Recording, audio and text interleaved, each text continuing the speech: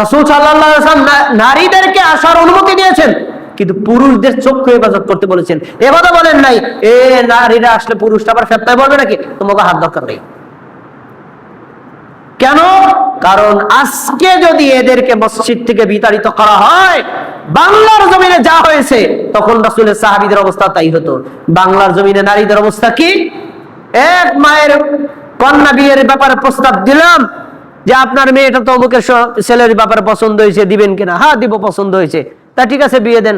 না, মুহররম মাস চলতেছে, এই মাস হলো শোকের মাস, পরের মাসে। এ কথা বলে কি মা? মুহররম কি মাস? মুহররম কি শোকের মাস? এটা কি ইসলামী নিয়ম না কুসংস্কার? এই সংস্কার মায় কোথা থেকে পেল? সামাজিক রীতি থেকে, বাপদাদার আমল থেকে। এই মা যদি মসজিদে আসতো, এই মা যদি ইমামের খুতবা শুনতো, তাহলে এই কুসংস্কার আমার মায়ের মধ্যে থাকতো না। তা আমাদের মা বোনদের মধ্যে কুসংস্কারে পরিপূর্ণ, ধর্মের নামে বেদাত বেশি, আর ইবাদতের নামে যাবতীয় কুসংস্কার আচ্ছন্ন তাদের মধ্যে করে রেখেছে। কেন? এই নারীদেরকে মসজিদ থেকে বিতাড়িত করেছি তাই। এইটা কি শুধু হানাফি মসজিদের, হানাফি পরিবারের মা বোনদের অবস্থা? আপনার পরিবারে একই হালাত, একই অবস্থা। কারণ আপনার মা তো ওই সমাজেরই এক লোক, ওই সমাজেরই এক লোক। কুসংস্কার তো তাদের থেকে শেখে, তাদেরকে শুধু ওখান থেকে আপডেট করে নিয়ে আসতে হলে মসজিদমুখী করতে হবে। এটা আমাদের জন্য জরুরি, যা আমরা অনেকেই বুঝি না। তাহলে হাদিস থেকে কি পাওয়া গেল? রাসূল সাল্লাল্লাহু আলাইহি সাল্লামের জামানায় নারীরা মসজিদে আসতো, আল্লাহ রাসূল চোখের হেফাজত করতে বলতেন পুরুষদেরকে, কিন্তু নারীদেরকে নিষেধ করতেন না। এরপরে রাসূল সাল্লাল্লাহু আলাইহি সাল্লামের নিজের স্ত্রী আয়েশা রাদিয়াল্লাহু তাআলা আনহার বর্ণনা শুনেন। কুন্না নিসাউল মুমিনাতি ইয়াশহাদনা মা রাসূলিল্লাহি সাল্লাল্লাহু আলাইহি ওয়াসাল্লাম সালাতিল ফজর।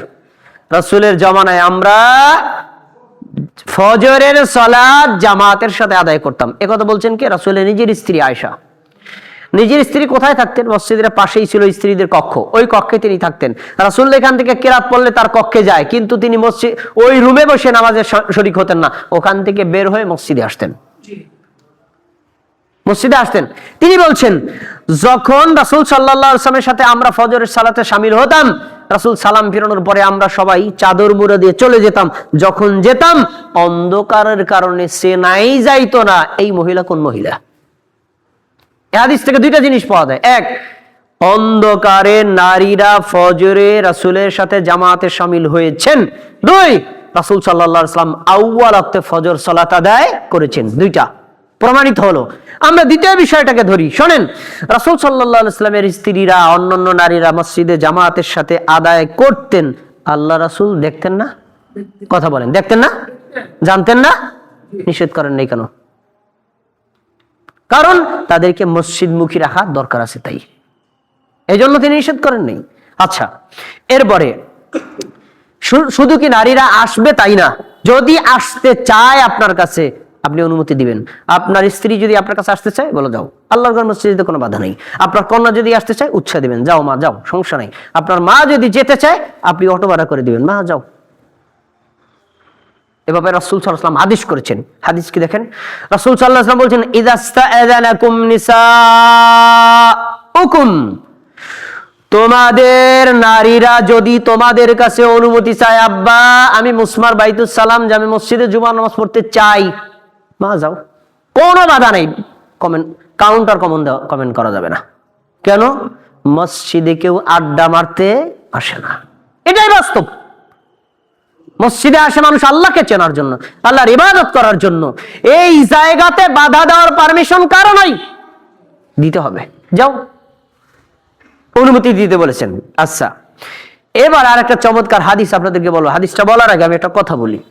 আমাদের বাংলাদেশের একজন বড় মাপের বক্তা, উনি বলেছেন, ইহুদি খ্রিস্টানরা নারীদেরকে ভোগ করতে চায় রাস্তায়, আহলে হাদিসরা নারীদেরকে ভোগ করতে চায় মসজিদে।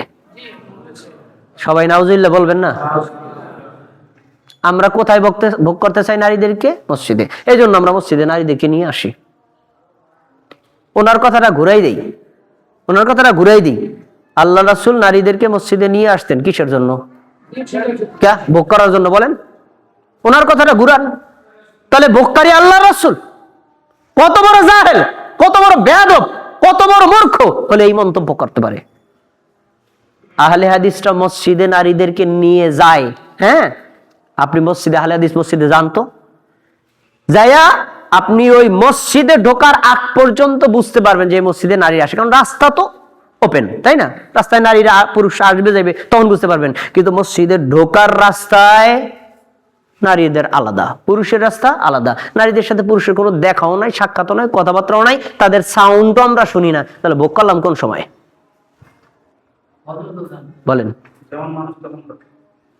কত বড় জাহেল! এই জাহেলের উদ্দেশ্যে একটা হাদিস আমি বলতে চাই। জাহেল, হাদিসটা একটু মনোযোগ দিয়ে শোনো। সহিহ মুসলিম হাদিস নাম্বার 1017, আব্দুল ইবনে ওমর রাদিয়াল্লাহু তাআলা আনহু বলেন, রাসূল সাল্লাল্লাহু আলাইহি ওয়াসাল্লাম বলছেন, লা তামনাউ নিসাআকুম উল মাসাজিদা, তোমরা নারীদেরকে মসজিদে যেতে বাধা দিবা না। আর ওই হুজুর বাধা দিছে নাকি দেয় নাই? আল্লাহ রাসূল দিবা না।